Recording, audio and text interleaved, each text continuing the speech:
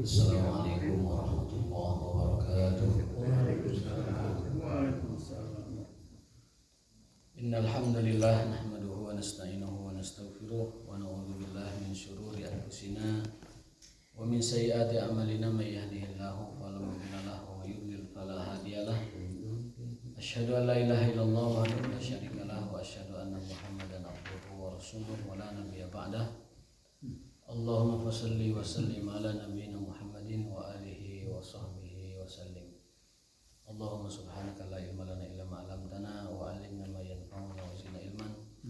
Allahumma rabbana atina fid dunya hasanah wa fil akhirati hasanah wa qina adzabannar. Amin ya rabbal alamin. Bapak sekalian, kepada Allah Subhanahu wa taala, alhamdulillah kita dapat kembali menunaikan salat subuh berjamaah. Dan sholat subuh berjamaah di hari Jumat itu adalah seafdal-afdalnya sholat.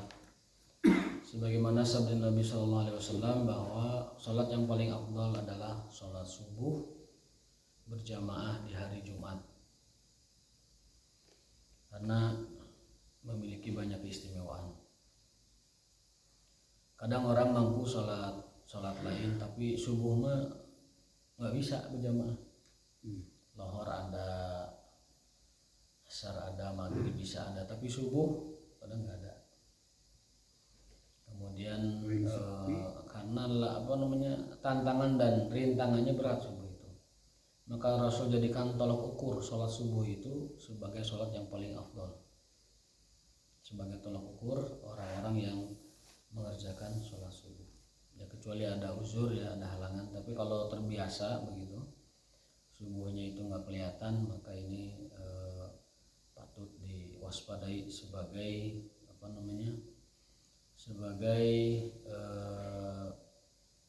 ujian, ya, istiqomah kita di dalam menunaikan sholat berjamaah.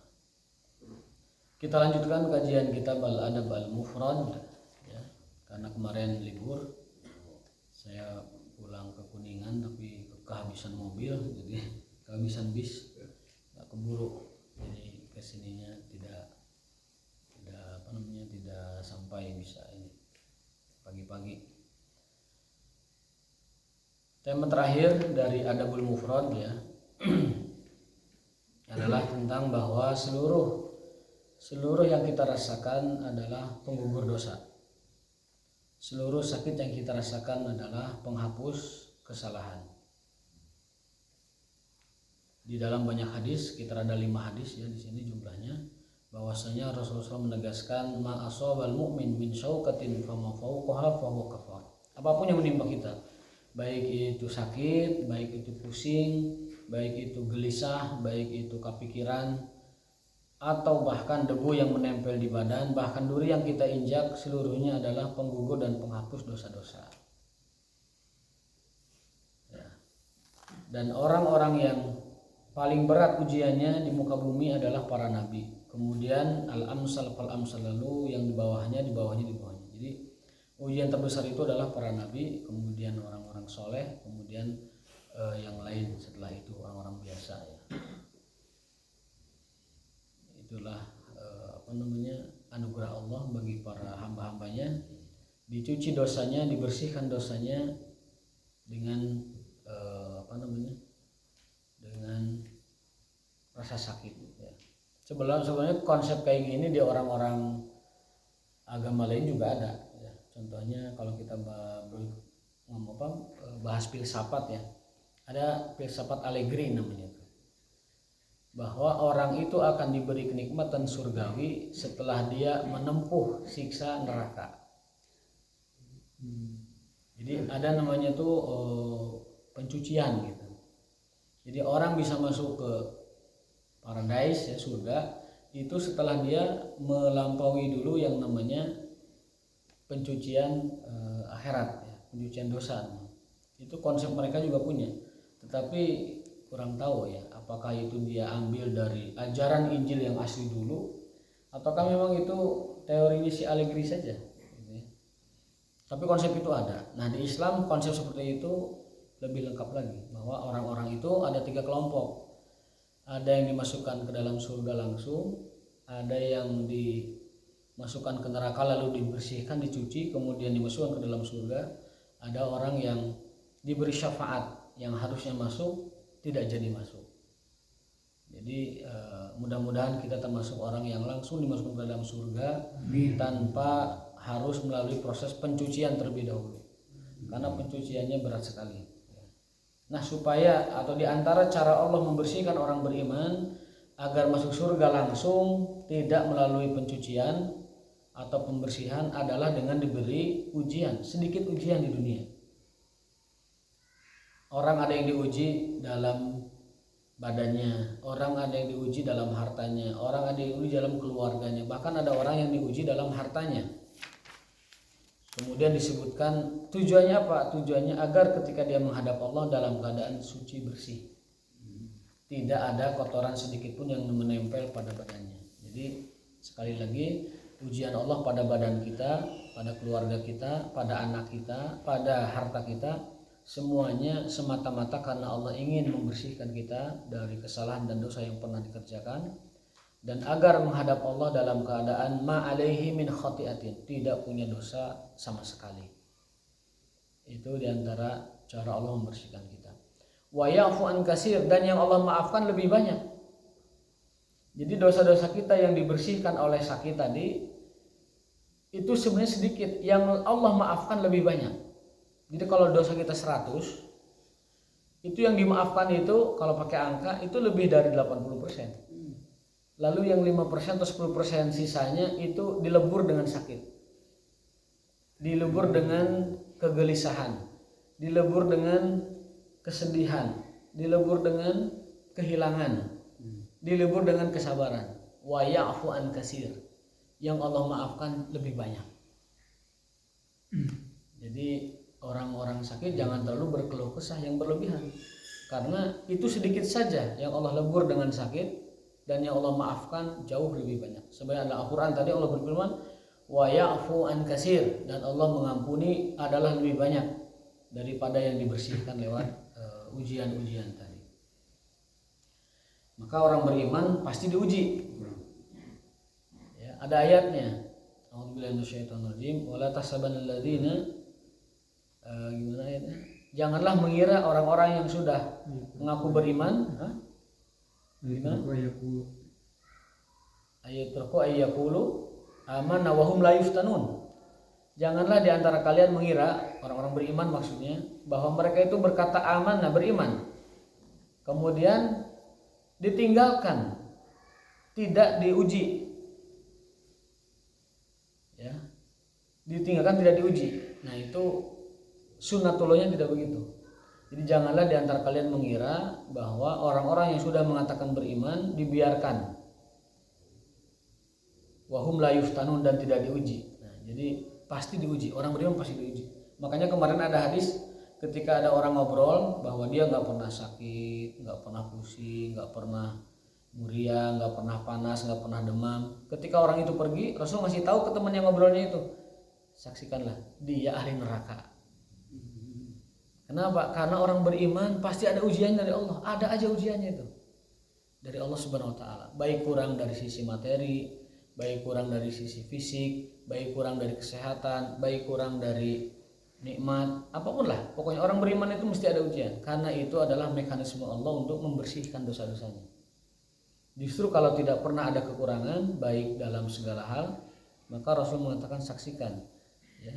Barang siapa yang ingin melihat contoh ahli neraka yang masih hidup di dunia, nah orang kayak gini, dia ahli neraka karena tidak pernah diuji oleh rasa sakit sama sekali. Selalu ada orang beriman diuji dengan masalahnya, tetapi dia berharap dari masalah itu kesabaran dan pahala Allah Subhanahu wa taala. Saya akan bacakan hadis yang lainnya dalam bab itu. Nah, dari Atha bin Yasar dari Abi Sa'id Al-Khudri annahu dakhala ala Rasulullah SAW wa huwa maw'uq alaihi qatifah fawada'a yadahu alaihi fawajada hararataha fawqa al-qatifah faqala Abu Sa'id ma ashadda hummaka ya Rasulullah. Jadi Abu Sa'id ini berkunjung kepada Rasulullah ketika sakit. Rasul demam dan panas sekali. Rasul pernah demam dan panas sekali sampai Abu Sa'id Al-Khudri meletakkan tangannya di atas badan beliau sallallahu alaihi wasallam dan mendapati panas badan Rasulullah sangat tinggi sekali, dan beliau mengatakan, ma asyaddahumaka ya Rasulullah, betapa panas demam Anda ya Rasulullah. Qala inna kadzalika yastadu alaina al-bala. Rasul menjawab, begitulah aku dan juga para nabi, mereka adalah orang-orang yang paling banyak diuji oleh Allah Subhanahu wa taala.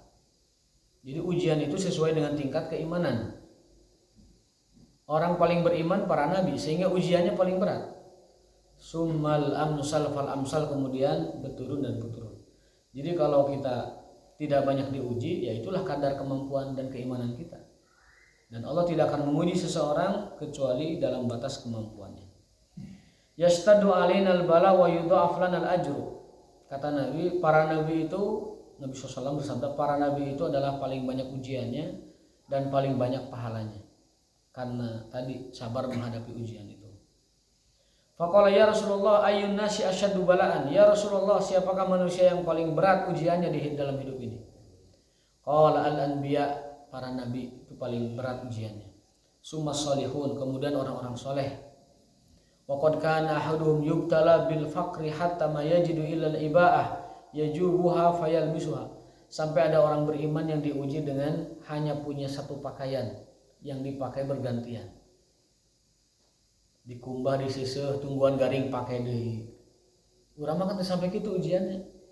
Kita tidak sampai diuji dengan pakaian yang satu aja, dicuci dipakai, cuci dipakai, kan enggak. Kita bahkan salomari pakaiannya. Ada yang 2 lomari, bahkan ada pakaian yang saya punya, dibilang kawan, dibilang murid ya murid. Dia itu pakainya sekali pakai, beli di mall selesai buang, beli di mall selesai dibuang. Jadi pakaian itu selalu baru, pakaian selalu baru, termasuk pakaian dalamnya juga. Sekali beli buang, tidak ada yang menyimpan pakaian. Saking mampunya dia, sehingga tidak sempat menyimpan pakaian kotor. Nggak tahu kalau sekarang sudah menikah ya, mungkin istrinya yang melarang, jangan langsung dibuang atau disimpan dulu, dicuci lagi. Dulu ketika lajangnya dan punya kemampuan itu sekali pakai buang, nggak mau dia, namanya nyuci itu nggak mau. Nah, tetapi ada juga orang diuji dengan sampai fakirnya, yubtala bil fakri, saking fakirnya dia itu cuman pakai satu ibaya, satu gamis lah yang dia pakai, kemudian terus dibersihkan, dipakai lagi dan seterusnya. Wa yubtala bil qummali hatta yaqtulahu, bahkan ada orang yang diuji dengan penyakit kulit sampai meninggal. Wala ahaduhum kana ashadda farahan bil bala min ahadikum bil ata. Bahkan orang-orang soleh dahulu, mereka berbahagia dengan musibahnya seperti kita berbahagia dengan karunia-Nya. Ini iman yang luar biasa. Ada orang yang bahagia dengan ujian sama seperti kita bahagia dengan karunia. Dulu pernah kita bahas dalam kitab Tazkiyatun Nufus bahwa orang yang diuji itu ada 3 tingkatan. Ya. Orang itu kalau diuji ada 3 tingkatan. Yang pertama, as-sakhitun, yang kecewa dengan ujian itu, mengumpat, hirup teh kieu teuing, balangsak nalangsa. Biasanya para perempuan yang suka begitu. Suaminya mentang-mentang penghasilannya pas-pasan, itu ngedumel di rumah, ngerumas, dan mengatakan hirup teh sangsara-sangsara teuing. Aing mah hirup jeung mana 10 tahun teu kabeulina naon. Sangsara, balangsak aing hirup jeung sia. Itu banyak ucapan begitu dari ibu-ibu dengan kata kasar, dengan ketus dan kasarnya itu. Keluar kata-kata itu. Saya pernah dengar sendiri soalnya waktu kuliah di Lipia dulu di Jakarta, punya tetangga kan. Entah dia orang pendatang, entah dia orang suku orang asli situ, tapi logatnya orang asli situ. Gua hidup sama lu puluhan tahun, keblangsak aja maksudnya. Oh, luar biasa itu.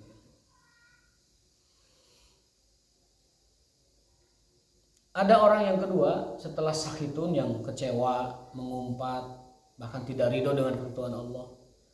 Padahal itu tidak berguna baginya, karena ketetapan Allah tetap berjalan walaupun dia mengumpat, ngedumel segala macam, ketetapan Allah tidak berubah dengan begitu. Makanya kata Imam Ali bin Abi Thalib, lebih baik kalian kalau mendapatkan ujian dari Allah disabari aja sambil ikhtiar untuk menyelesaikannya. Karena dengan mengumpat sama saja tidak akan berubah, itu takdir. Tidak akan berubah itu ketentuan. Kalau sudah begitu ya sudah. Kalau mau merubah takdir dengan apa? Dengan doa dan usaha.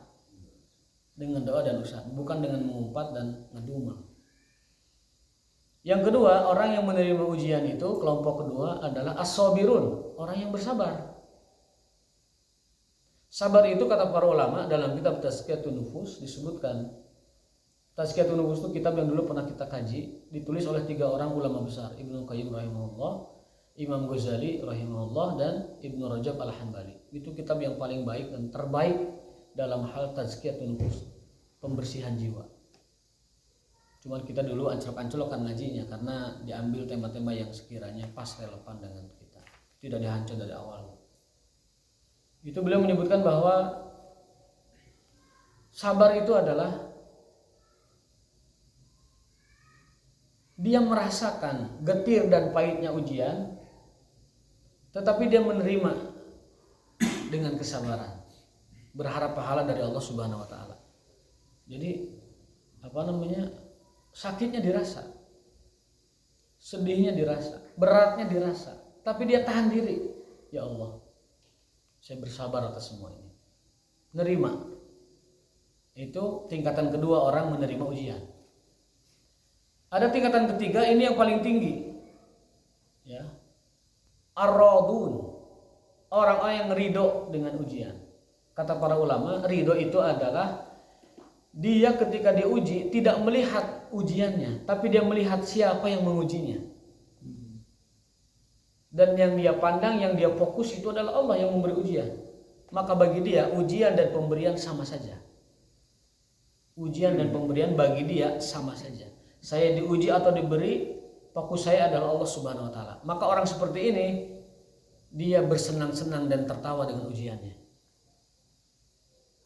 Karena apa? Karena di benak dia yang uji saya Allah, yang Maha Rahim, yang Maha Rahman, yang Maha Ridho, yang Maha Kuasa, yang Maha berkehendak, yang Maha lembut, yang Maha memberi. Buat apa saya mikirin ujiannya? Yang saya pikirkan Allah yang memberi ujian kepada saya. Sehingga dia ridho dengan itu, ikhlas dengan itu, bahkan berbahagia dengan itu. Orang seperti ini menikmati ujian. Orang mau nyampe menikmati ujian itu gak akan nyampe kita.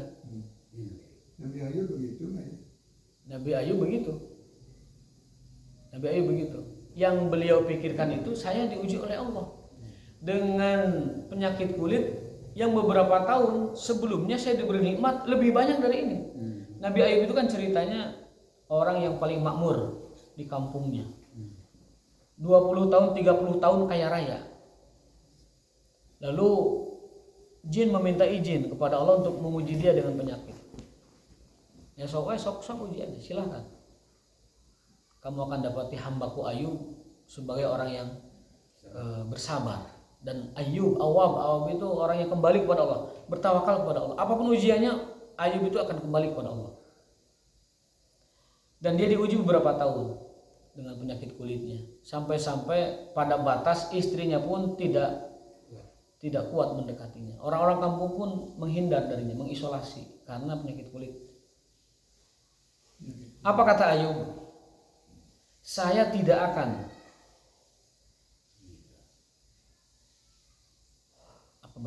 Saya tidak akan memprotes Allah yang telah memberiku karunia kekayaan 30 tahun hanya dengan dia memberiku ujian selama 2-3 tahun sampai beberapa tahun, 5 tahun.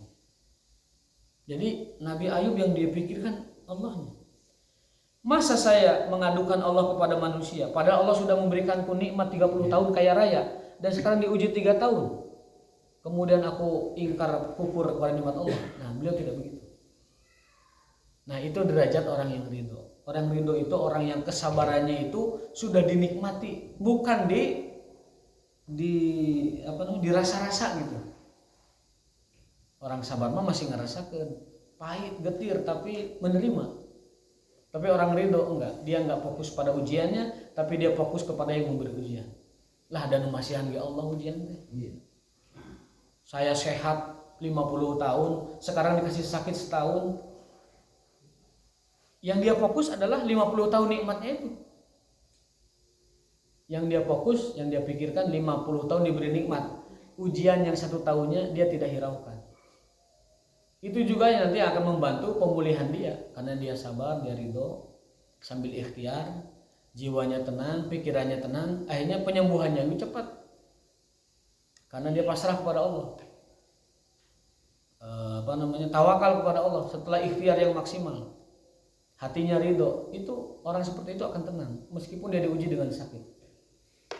Tapi kalau kita menyesalkan Allah yang telah memberi kita nikmat 60 tahun, lalu diuji dengan 1 tahun sakit atau mungkin kurang, lalu kita ngedumel, itu sama dengan orang yang menghilangkan 60 tahun nikmat dengan 1 tahun ujian. Nah, itulah 3 orang yang menghadapi ujian. Ada yang sakhitun, yang mengudumel kemudian protes kepada Allah dan tidak menerima takdir, padahal takdir akan terus berjalan meskipun dia tidak ridho. Yang kedua adalah as-sabirun, yang sabar. Dia merasakan pahit getirnya ujian, tapi dia tidak memprotes Allah, terima aja. Lalu yang ketiga adalah orang-orang yang ridho, yang mana mereka menjadikan ujian itu sebagai kebahagiaan baginya. Namun yang ketiga ini jarang orang yang mencapai derajat seperti itu, yang ridho. Maka dari itu para Nabi alaihi salatu wassalam, mereka ketika diuji dengan sakit tidak pernah mengeluhkan ujian-ujian itu. Bahkan diuji dengan kemiskinan pun tidak mengeluhkan itu. Dia hanya curhat kepada Allah bahwa kondisinya itu tidak baik. Sering kita bahas ya, Nabi Ayub ketika diuji dengan puncak sakitnya, yang beliau katakan apa? Rabbi anni masaniya duru wa anta arhamur rahimin. Ya Allah, aku tertimpa duru itu ya penyakit, dan engkau adalah Maha Rahman dan Maha Rahim. Disembuhkan oleh Allah Ta'ala.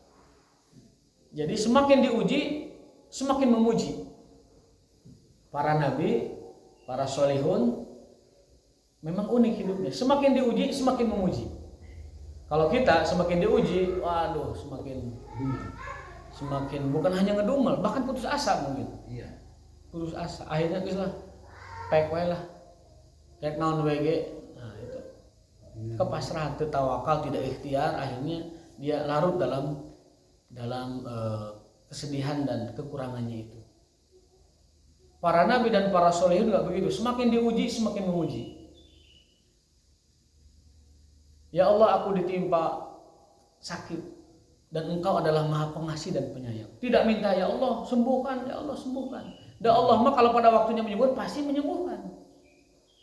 Iya. Maka Nabi Ayub berdoanya seperti itu.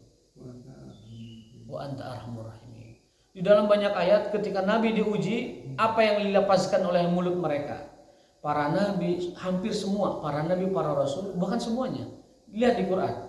Setiap ada ujian mereka, yang mereka katakan adalah subhanaka. Subhanaka. Maha suci engkau ya Allah. Maka para ulama bersepakat, berkesimpulan bahwa jalan keluar dari setiap masalah dan ujian kita adalah tasbih. Tasbih adalah jalan keluar kita dari setiap masalah. Apapun masalahnya, banyakin tasbih.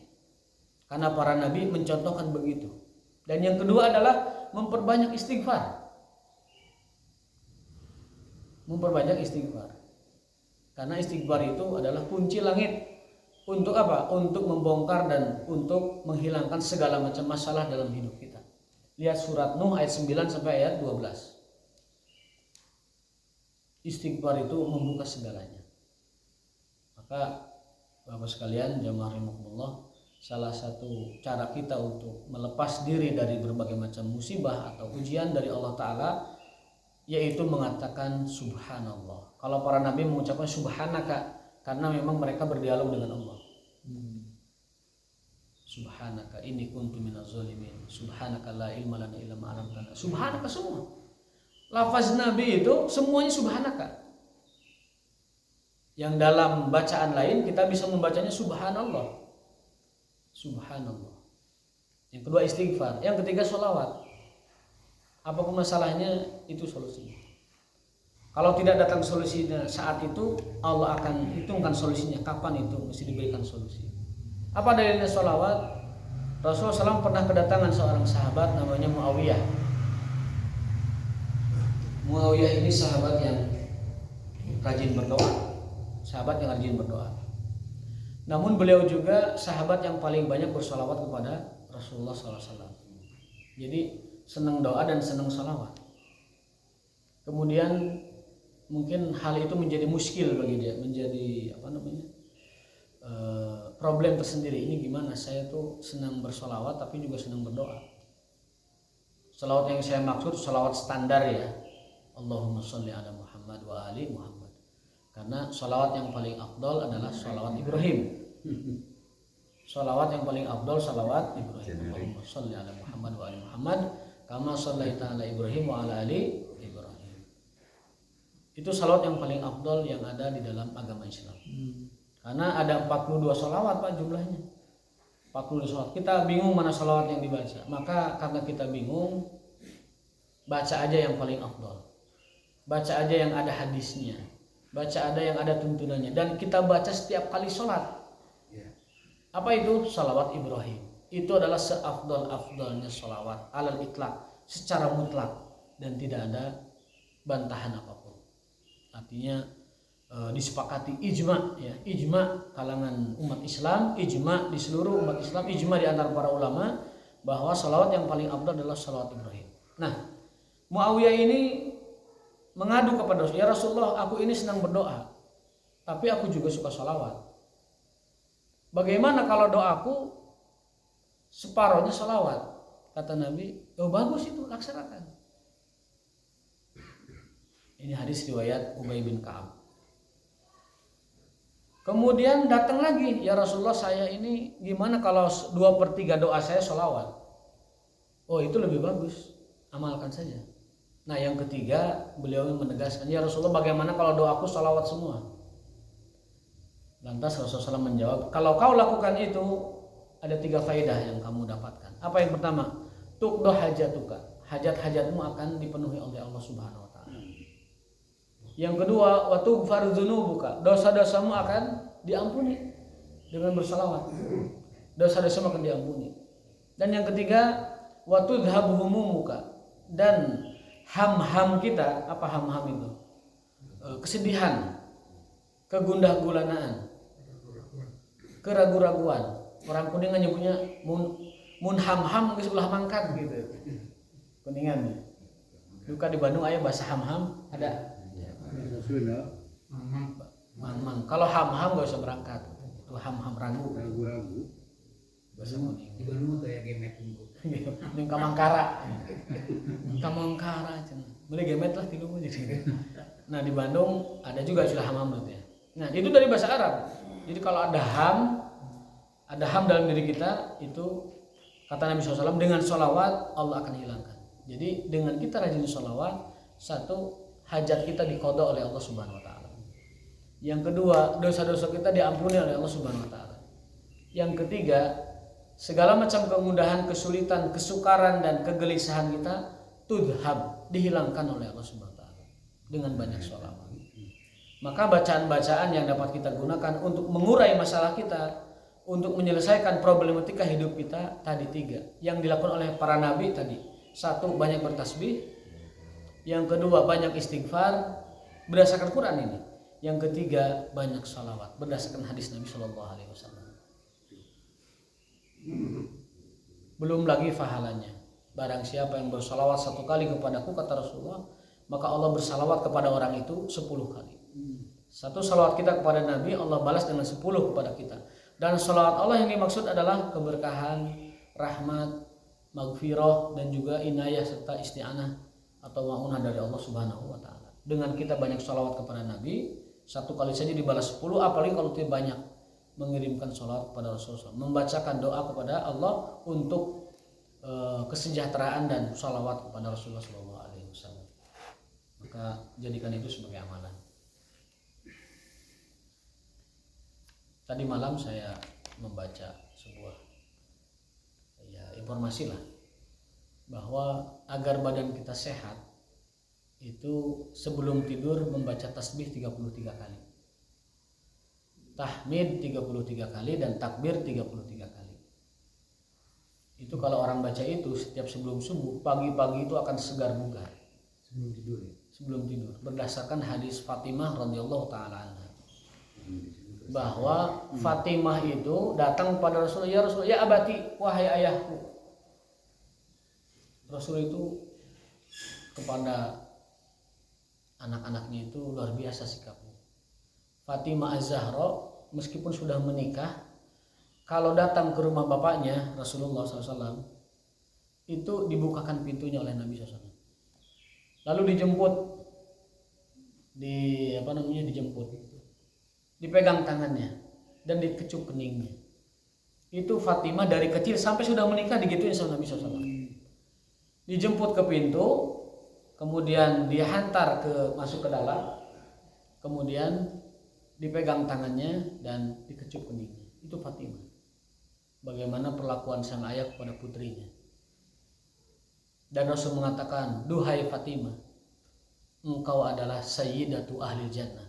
Engkau adalah tuan putrinya perempuan-perempuan surga. Rasulullah SAW. Kepada istrinya Sofia, itu kalau Sofia mau naik onta, beliau itu selalu duduk gini, sila, apa bukan sila. Jadi pahanya itu biar jadi pijakan Sofia naik onta. Kan kita sering gitu ya. Gitu. Nah, biar naik istrinya itu kata onta. Rasul SAW. Ya. Jadi beliau itu kepada istrinya luar biasa, romantis dan melayaninya. Kan orang mah era tuh. Mun zaman ayeuna kan orang tidak bisa menyediakan paha untuk dinaiki istri naik onta, kan sekarang nggak ada ontanya. Minimal sekarang apa? Bukain pintu mobil, tutupkan pintu mobil. Kebiasaan kita enggak, duduk di kursi setir, naik, tutup, sing tarik tutupnya. Kadang bari ngadumel, nutup tarik teh, rusak tuh mobil orang. Rasul tidak begitu. Bahkan beliau menyediakan kaki untuk diinjak oleh istrinya naik ke atas onta. Zaman sekarang kalau mau dipraktekkan, ya itu tadi, bukakan pintunya, tutupkan pintunya. Kemudian sebelum istri naik, nyalakan AC-nya biar nyaman pas dia naik. Harusnya mah ini lebih hot lagi harusnya. Anu gaduh istri, anu nyawayan latihannya lah. Silakan mah naik ke onta atau kalau ke motor, nggak tahu gimana cara memudahkan istri naik motor. Ya mungkin di pangku mungkin ya, ataupun mungkin motornya dimiringin sedikit, distandarkan atau bagaimana. Yang penting bagaimana kita melayani istri itu ketika naik kendaraan. Begitulah akhlak Rasul SAW kepada anaknya. Begitu. Kalau kita kan anak datang tuh dahar itu kan nyokot sorangan. Ataupun kitanya sibuk main remote, anak datang menurut saya nggak disambut gitu. Kalau Nabi kalau ada anaknya datang, Fatimah itu membukakan pintu menyambut. Ya. Gerbang dibuka, kemudian disambut, diantar masuk ke dalam. Ayo pesan Gojek, ayo Grab, tuh pilih tidak bila ayo balik pesan Grab. GoFood atau GoFood mah nggak pilih ya. Itulah Rasulullah SAW. Jadi kata beliau, orang-orang yang banyak diuji oleh Allah itu adalah para nabi. Jadi mereka itu sesuai ya dengan tingkat keimanan yang sangat tinggi sehingga ujiannya pun sangat berat. Kalau kita kan biasa-biasa nih imannya, ya ujiannya juga biasa-biasa. Biasa-biasa. Asyadul bala'i al-anbiya. Asyadun nasi bala'an al-anbiya. Sumal amsal fal amsal. Wa yubtala bil qummali hatta yaqtulahu. Jadi ada orang-orang beriman yang diuji dengan penyakit kulitnya sampai meninggal. Wala ahaduhum kana asyadda farhan bil bala min ahadikum bil ato. Bahkan mereka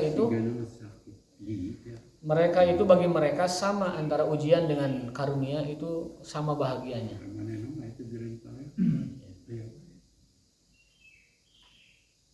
Kemudian bab iyadatul mughma alaihi.